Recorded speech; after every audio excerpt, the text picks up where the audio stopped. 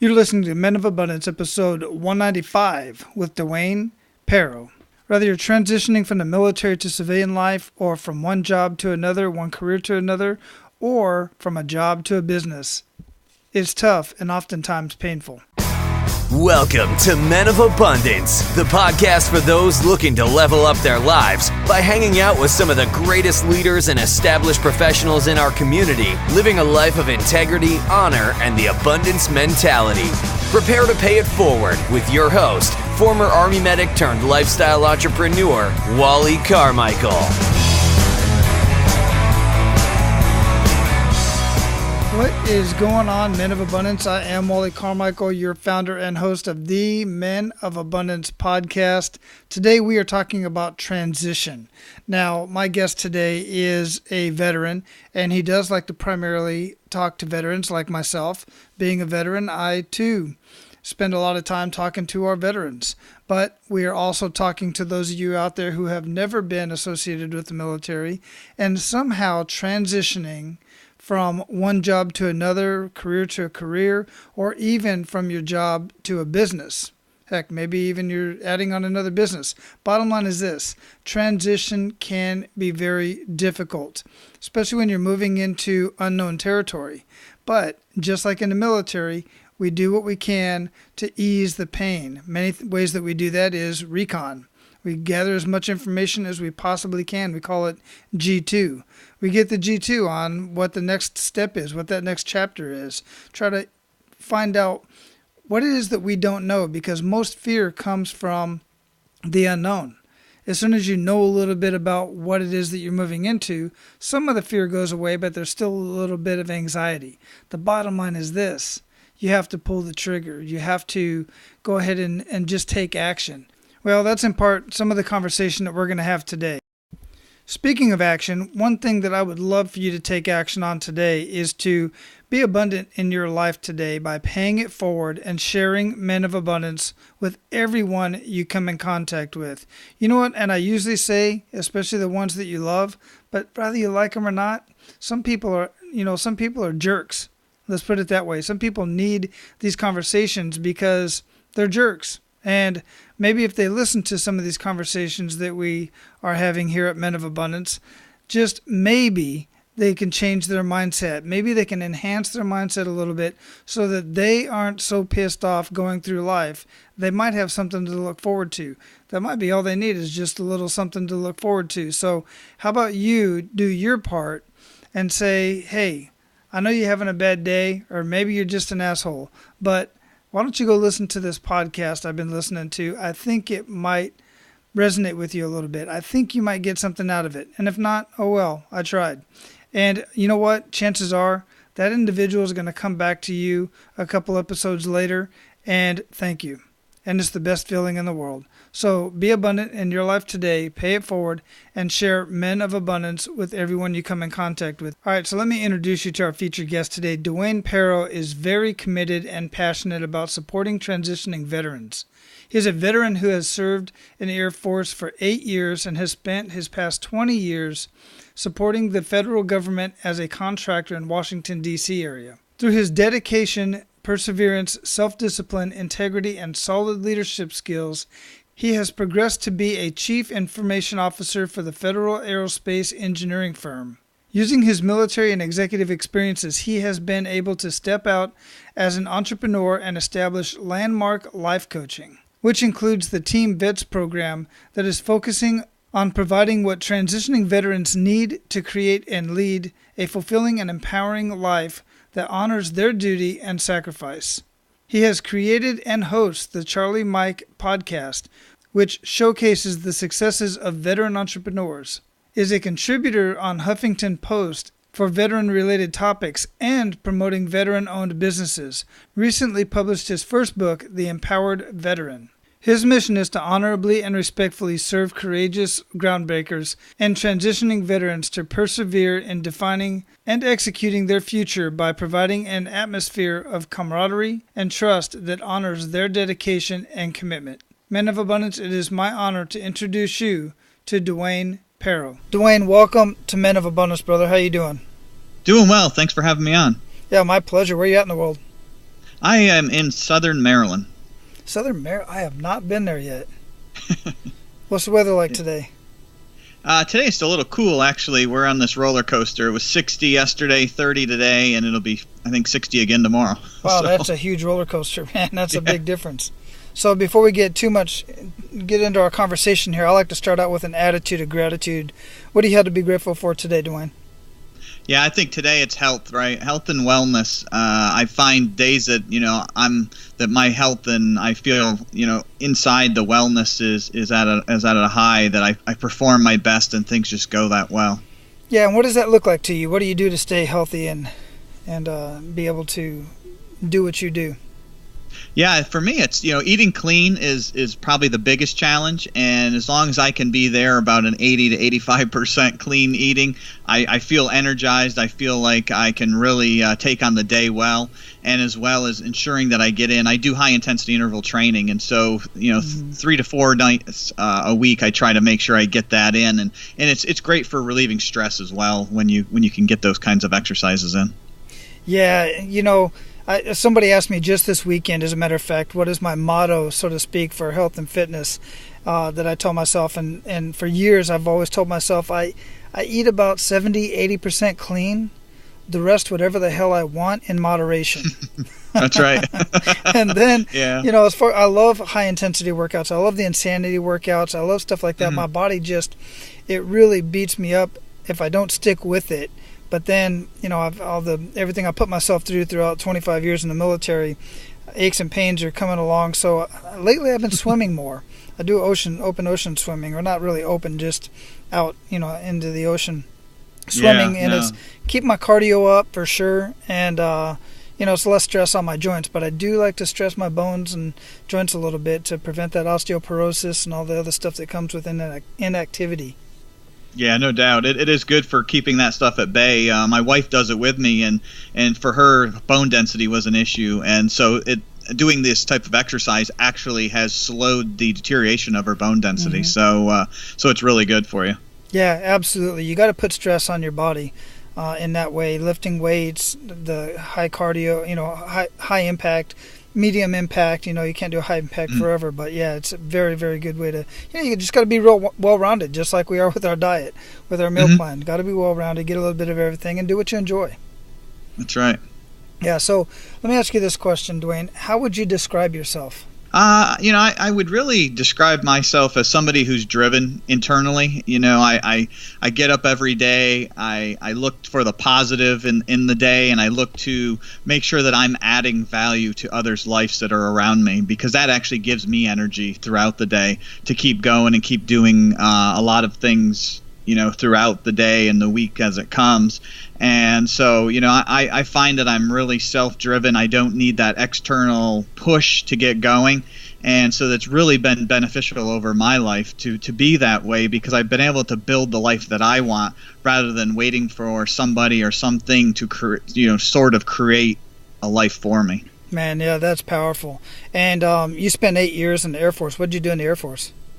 Yeah, so when I was in the Air Force, I had some really unique assignments. I went in at 17, and I went into what they called in the Air Force as the information management field, which eventually in the 8 years I was in morphed into the information technology field. And so I was first stationed at Rome Laboratory, which was one of the Air Force super labs in Rome, New York.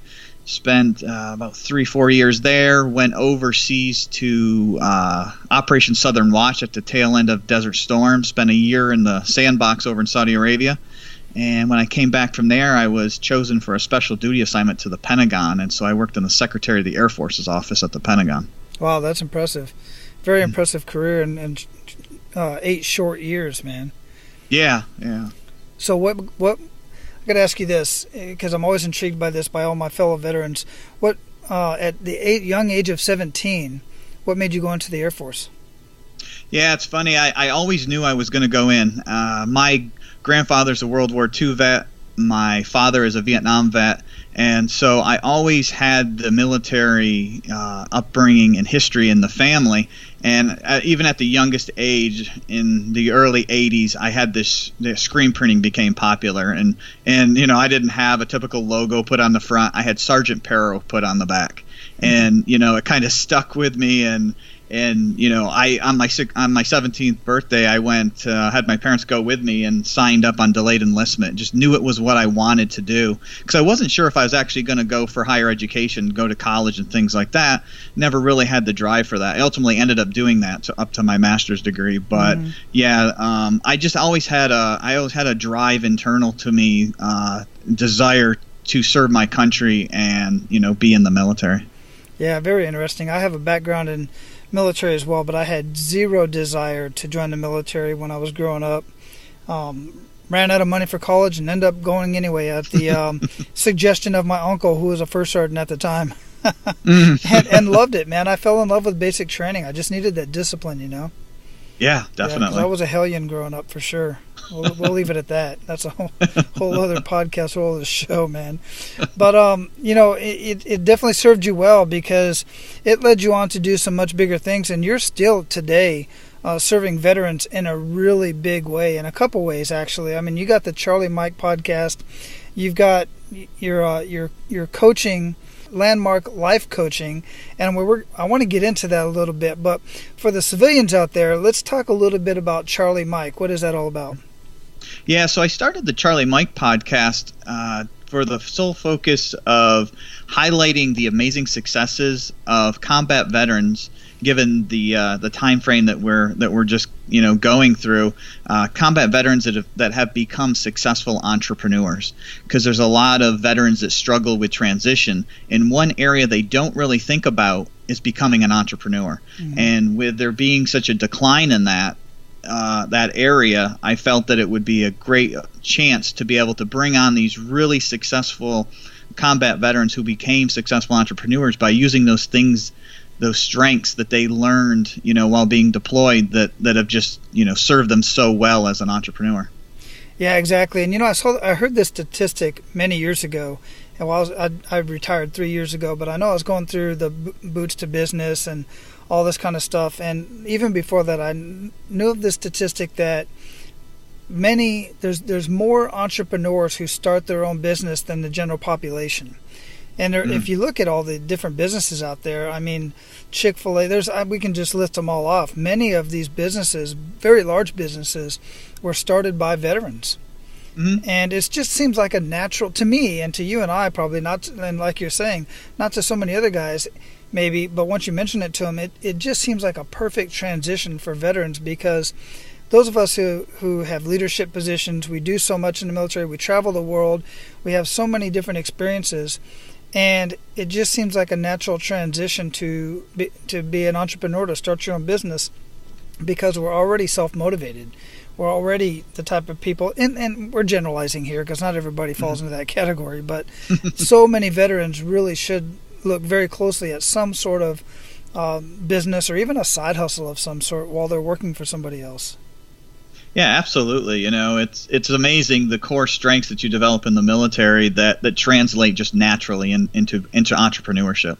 Yeah, because I have folks contact me and they're like, Wally, I really want to start my own business and I've been working on it for so long and this, that, and the other, but I just can't get motivated and I'm just lazy and I just can't, really get up to do the things that I know I need to do. I see what you're doing. I've taken all these courses. I've done all this stuff. And I'm like, look, guy, it doesn't sound like you're an entrepreneur. It sounds like you're an employee, and that's not a bad thing, because it sounds like you're the type of guy that needs somebody there on your ass telling you, go do this, go do that, this is what I need you to do, giving you your time and, even a leadership position. But you still need somebody over you, and when you're an entrepreneur, you don't have that luxury.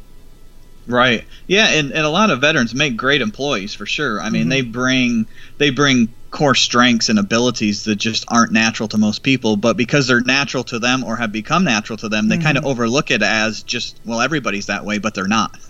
Yeah, absolutely, for sure. And that's been my experience in working with many different guys for many years, quite frankly. So we're going to get into the Landmark Life Coaching, and I really want to dig into that and see what you're doing for guys and who specifically that is for. But before we even do that, I like to get into this kick in the gut moment. And this is where we really highlight and show guys that, look, we all get kicked in the gut. We all have our down times. And some of us, it happens multiple times throughout our lives. And it will continue to happen. but it's what you do with that. It's the resilience that you show that turns you around, either defines you or lifts you up, motivates you, whatever it is that makes the difference between you being a dynamic leader, a leader, an abundant leader, or just being kicked down. So if you would, share one of those kick in the gut moments with us and really make us feel that. Yeah, no doubt. Throughout my young professional career, I really struggled once I got out of the military with being passed over for or what appeared to be being passed over for promotions or opportunities. And I would see it happening time and time again, and I'd be sitting there feeling self-defeated and time really kind of jaded that, okay, what am I not doing? What am I missing that these other people seem to have? And really, it really came down to an attitude change for me. Because after a while, you feeling that kind of, kick in the gut feeling, after a while just gets old, and you're like, all right, I've got to change something myself. I can't wait for somebody else to say, hey, this is what it is, or you need to do this because this is what I did. And so I really started to change my own attitude to being much more positive and not being as focused on what others are achieving or not achieving, just focusing on my own path. And it really started to serve me well, and I started to not be passed over or appear to be passed over. I had started to get those opportunities presented to me more directly, and it was a result, I believe, of changing my own personal attitude, because after a while you can just become so self-defeating and so jaded in the way you think, and then that comes out and you don't even probably realize it sometimes. And so after a while I was just beat down. I was like, should I be changing career fields? Is this really what I should be in? And it doesn't seem like I'm kind of in the know or in the group here. And so I think it would just had to be changed internally to me, regardless of what the external factors were. Yeah. Absolutely, and the mindset is such a huge thing, because obviously you were, and correct me if I'm wrong, but you were doing the same things everybody else was doing. They just had that different mindset. So how did that look to you? What did that mindset, what changed so much, so drastically, and when did you start noticing the difference? Yeah, I think what changed was, instead of focusing on like I was missing something, I took on more of a growth mindset of abundance. That what I have achieved is great. I want to achieve more, and that's okay. And so once I started to change that way of thinking, it changed my behaviors, and it became very noticeable to those around me. I want to achieve more, and that's okay. Many guys get caught up with that statement right there. Just the idea of I want to achieve more. Right away, their mindset just goes, well, wait a minute, I should be happy with what I got. Yes, absolutely. Be happy with what you got. But in the Army, we're always saying improve your foxhole. Always improve your foxhole. One, because it keeps you busy. It keeps you, moving forward. You're improving, and you're just fortifying your position. Never stop doing that. There's so many reasons to that metaphor. But it's just extremely important to do that in your mind, in your life, and with everything. And it makes a huge difference. Yeah, no doubt.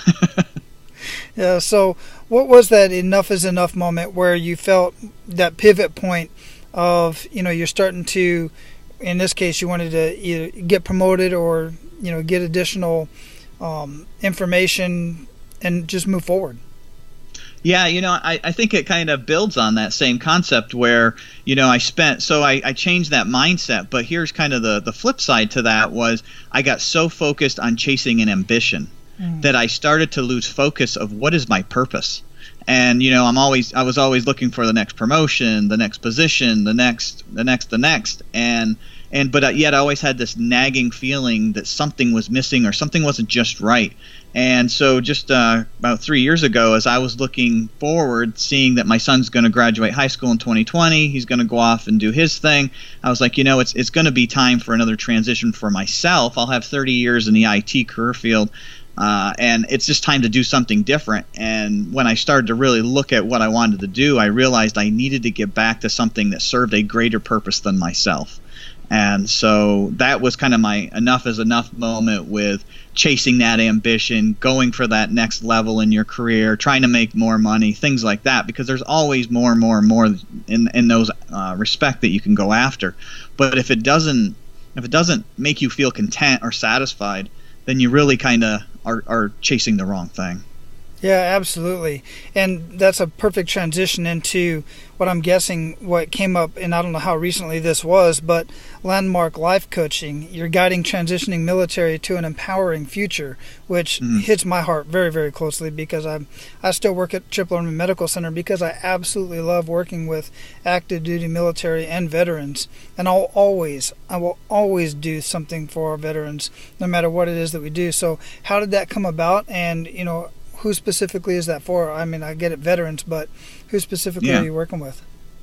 Yeah, so that is exactly what came out of that revelation, was like, of all the things that I had done in my career, the things that motivated me the most and provided me the most fulfillment was adding value to others. And how I did that was through my leadership abilities and ability to coach people along, both personally and professionally. And that's how I always built very successful teams around me, and which led to my success. And so that's when I said, I want to get into coaching. And initially it was a much more open, broader coaching concept that I was looking at. But the more I got into it, I said, I was almost like trying to go away from what my background was, and it kept pulling me back. And so I said, there is a large number, hundreds of thousands of veterans, military that transition every year. And, you just see the statistics and the narrative being so negative. And I said, I would love to add value to and be part of changing that narrative to a positive, and supporting military that are in the process of thinking about transitioning out, as well as veterans that have already transitioned and said, either A, it was a struggle and I need to do better, or, it wasn't so bad, but I still want to do better. And so those are really the ones I really focus my time on, is being able to help them to understand, after having spent 20 years now in the corporate area, what it's like to kind of go through those rickets, and the value that I really think that veterans military transitioning out bring to the civilian sector. Yeah, and correct me if I'm wrong, because you've been working with these guys much closely in this arena, but what I see in talking with veterans, because I'm also a member of Veterati. You've heard of Veterati? Absolutely, yeah. Very cool, very cool. I love when I get those messages to be able to talk and mentor with another veteran that's transitioning. But one of the things I found is a lot of veterans really undersell themselves in the corporate world. It's like, all I know how to do is pull staff duty and 24-hour duty and ruck march and this kind of stuff. I'm like, no. Let's dig into what you really have done, and let's translate that to a civilian. What the workforce, the civilian workforce, is looking for. And they're blown away, absolutely blown away, just by sitting down for like 30 minutes and going over this stuff. What is your experience with that? Yeah, no, I agree with that, and I even did that myself when I got out. I really undersold myself, monetarily and skill set and everything. And so I kind of set myself back farther than I needed to be, so I had to overcome that. And so I absolutely agree with these core strengths that we develop in the military are second to none, and they're not naturally inherent to somebody who's not been in the military. And if you can take those core strengths and translate it into a business sense, to how you're going to add value to that individual's corporation, how you're going to be able to help transform a department, whatever that position is, it speaks really loud to a hiring manager. And myself, having interviewed and hired hundreds of people over my career in the civilian side, I can tell you that when somebody can talk to my strategic vision and my strategic path for either at the time my department, or now as a chief information officer, the strategic part I have of our overall company strategic plan, if people I'm looking to hire can speak to how they can add value to that to me is more important than talking about technical skills, because technical skills can be learned. If you have other core strengths that really can't be taught, you just can't teach them on the job. And so those things stand out much more to me. Yeah, absolutely. I talk to these guys who have been on job interviews, and they're going for a second job interview or something, and they're like, look, I'm going for this, whatever it is, and I don't know the technical stuff behind it, the numbers, like let's say I knew somebody was an equal opportunity advisor in the military and they want to go for an EEO job. Well, I don't know what the maximum, the maximum is to settle with, the settle in that state or whatever. I said, that doesn't matter. That can be looked up on Google. You got that information sitting on your desk that you're going to go sit at in the next month or so. What they want to know is, can you communicate with people? Can you have a conversation and counsel people? Because that's the part right there that is learned through time and experience. All the other technical stuff, I can pick up a book and fill out a form. That's easy. Exactly. Can you communicate? Can you get your point across? And can you be empathetic to the situation at hand? And can you guide properly? That's the harder part. It is. It absolutely is. Those soft skills are not something you can just teach on the job. Yes, absolutely. Yeah. I'm glad you said that term right there, because soft skills are not soft. Soft skills are being man or woman enough to stand up, being adult, and telling people, look, this is not going to work out very well for you, type of thing. Or, look, you're not working well here, so we're going to let you move on to find something that is better for you, type of thing. That is doing the right thing for those people, not being, I think you should. No, it's not wishy-washy. It's being very firm with people. But those skills are very, very important in the workplace. Absolutely. So, brother, we're at the point in the show where we are going to pay it forward to our abundant leaders. You ready to do that? Absolutely. Excellent. So share 1 to 3 actionable steps that men of abundance can take today. Yeah, I think one thing that I really, with people that I coach and mentor, is impressing on them the importance of investing in yourself. If you don't step back and look at the areas that are important in your life and figure out where you need to be investing in yourself, whether it's becoming better with handling your money, getting your education where it needs to be, different areas like that, getting your health where it needs to be. If you're not investing in yourself, nobody else is going to. So I think my number one thing is make sure that you take the time to invest in yourself. Number 2 is you have to always be adding value to others. If you are adding value to others, it comes back, and it comes back to you more than you typically, put out. And so as long as you have an outward focus to adding value to others, you will succeed in life. And I would also say make sure that you identify and can live your life's purpose.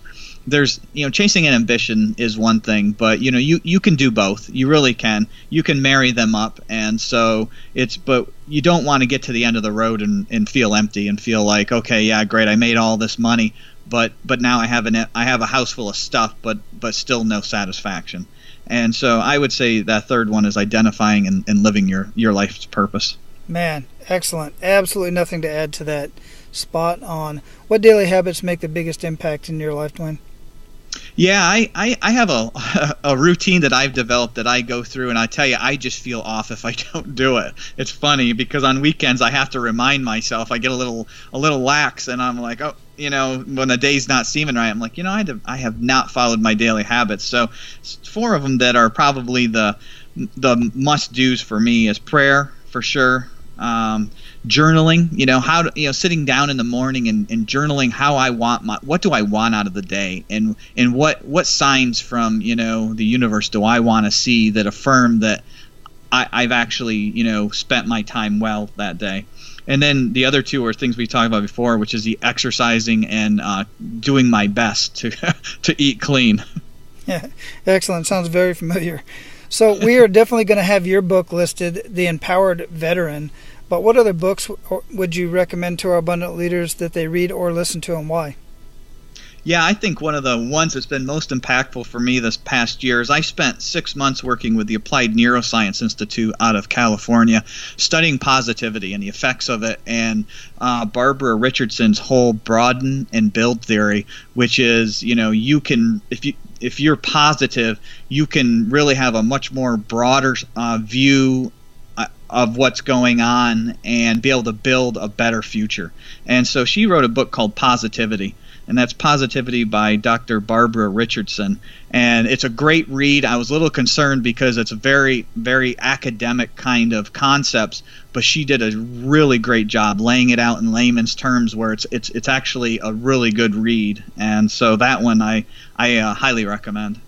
I actually have heard of that one, and I don't know that it's on my list, but I'll put it on there because I like that type of stuff. Now, when you're talking about positivity, can you kind of get a little bit more into specifically how that looks in the book? Because I'm really curious about that.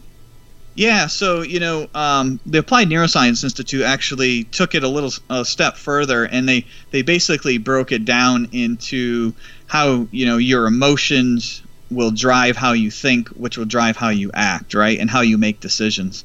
And so, really getting in touch with your emotions, and I can't say what they are off the top of my head right now, but there's 5 positive emotions that they really focus on, and being able to know where you're at with those and pulse those types of emotions through you during the day will really change the way you feel, which will change the way you think and the way you act. And so, and then ultimately how you are able to make decisions. And so, that will allow you to be the much more positive person, because we're naturally built to be instinctually negative because of the survival aspect of genetics. And so, we have to be able to rebuild those naturally negative neural pathways into positive neural pathways. And it can be done, but it's a conscious, intentional effort.